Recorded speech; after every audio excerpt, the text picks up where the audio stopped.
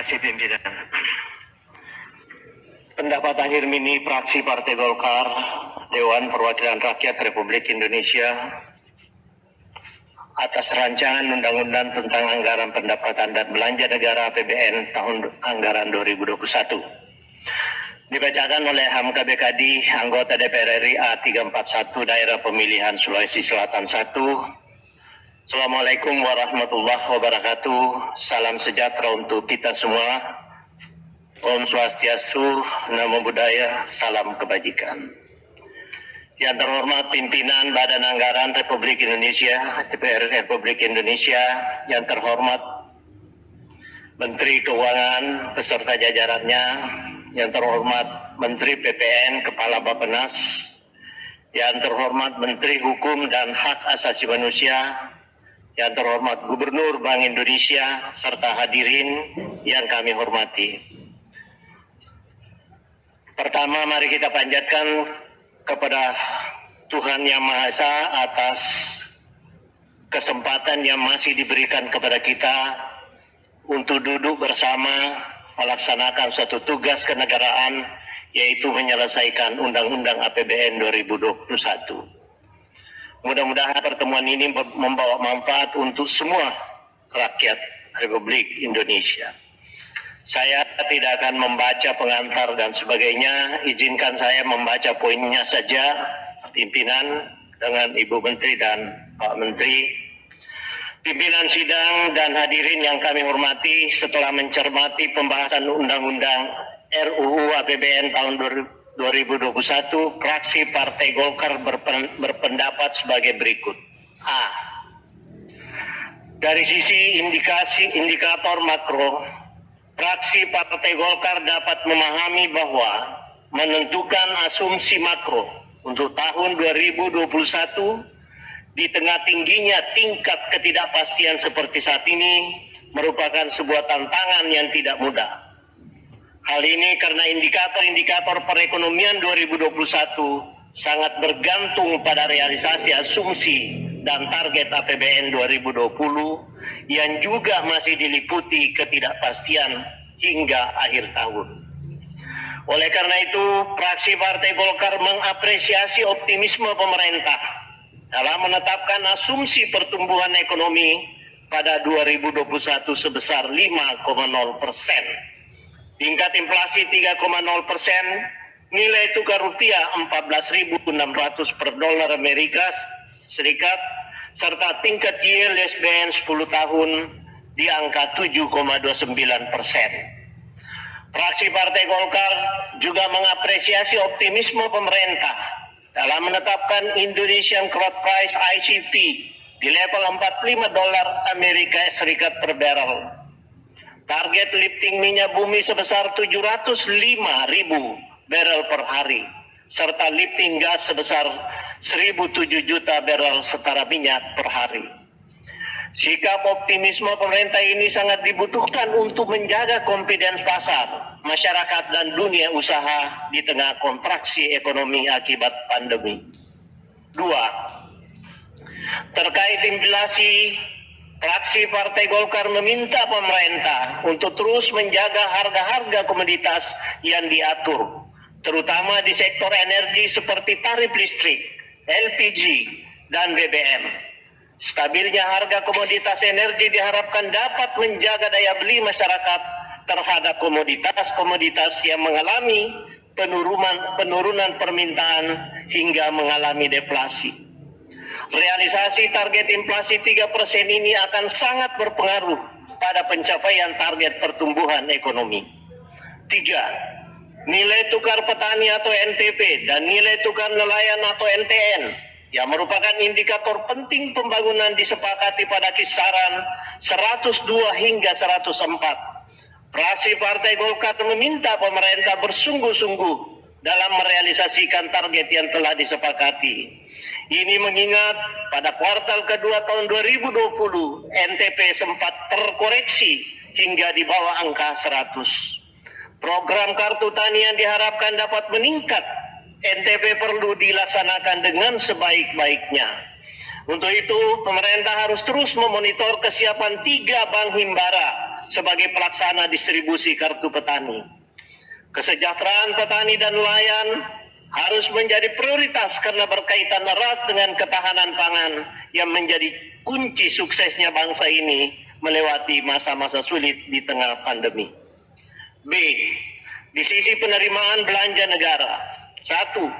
Target pendapatan negara 2021 disepakati sebesar 1.743,6 triliun, meningkat 2,57% dibandingkan dengan penerimaan dalam Perpres 72 2020. Meski meningkat dibanding 2020, terdapat penurunan sebesar 32,7 triliun dibanding nota keuangan 2021. Fraksi Partai Golkar berpandangan penurunan target ini diperlukan untuk mendukung relaksasi perpajakan dalam rangka memberikan stimulus pada perekonomian serta antisipasi terhadap risiko shortfall penerimaan.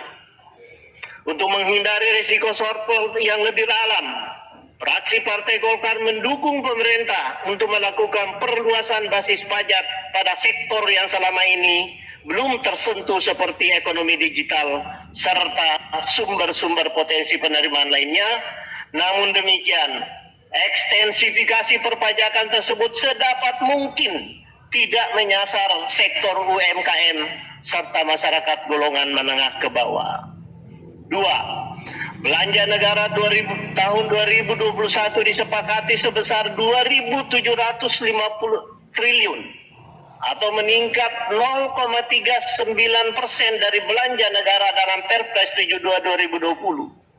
Jika dibandingkan dengan nota keuangan 2021, terdapat kenaikan sebesar 2,5 triliun yang dialokasikan untuk penambahan volume LPG bersubsidi menjadi 7,5 juta metrik ton. Fraksi Partai Golkar mengapresiasi kesepakatan kenaikan belanja negara ini sebagai wujud komitmen memprioritaskan perlindungan sosial bagi masyarakat prasejahtera sebagai lapisan yang paling terdampak oleh pandemi. Namun demikian, pemerintah juga perlu memperhatikan pemberian stimulus kepada masyarakat kelas menengah sebagai kontributor utama dalam konsumsi rumah tangga. Stimulus berupa pemberian bantuan, subsidi ataupun insentif perpajakan diharapkan dapat meningkatkan dan memulihkan kembali konsumsi kelas menengah sehingga kebijakan fiskal dapat memberikan efek counter cycle yang lebih maksimal. C. Dari sisi defisit dan pembiayaan. 1. Defisit anggaran 2021 disepakati 5,70% dari produk domestik bruto atau sebesar 1.006,4 triliun. Fraksi Partai Golkar dapat memahami bahwa APBN 2021 masih dalam ruang lingkup Undang-Undang Nomor 2 Tahun 2020 yang mengizinkan defisit anggaran melampaui batas maksimal 3% dari PDB hingga berakhirnya tahun anggaran 2022.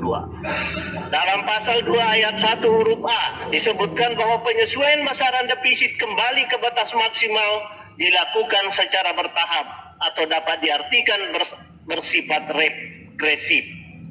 Dalam hal ini, fraksi Partai Golkar mengingatkan pemerintah agar mengendalikan realisasi defisit pada 2021 supaya tidak melebihi defisit 2020 yang terakhir kali ditetapkan sebesar 6,34% dari PDB melalui Perpres 72 2020. 2. Pembiayaan neto disepakati 1.177,4 triliun, meningkat 34,9 triliun dibanding nota keuangan 2021.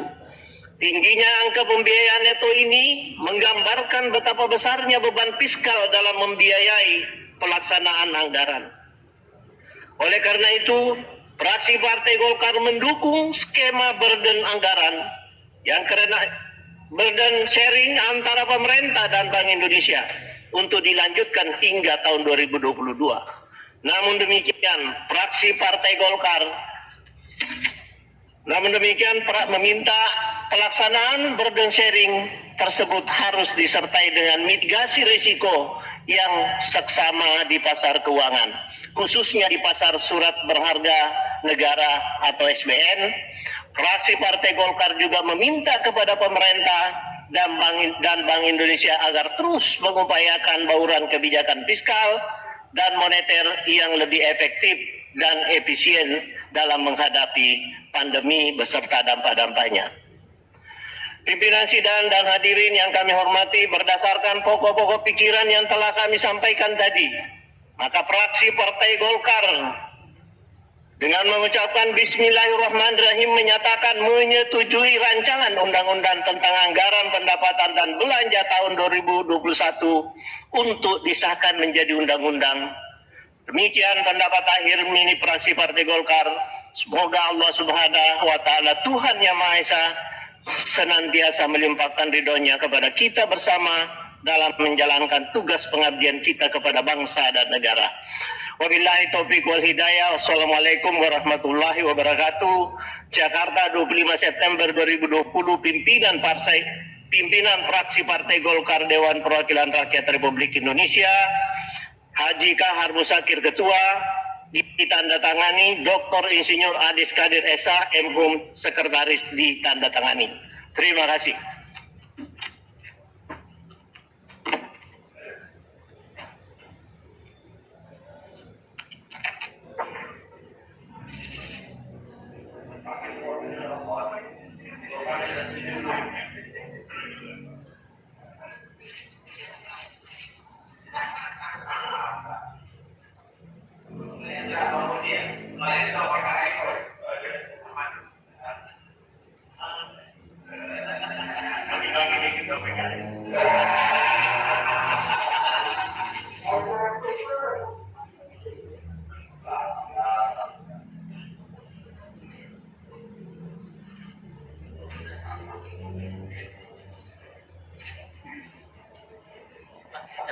Baik, terima kasih Pak Hamka.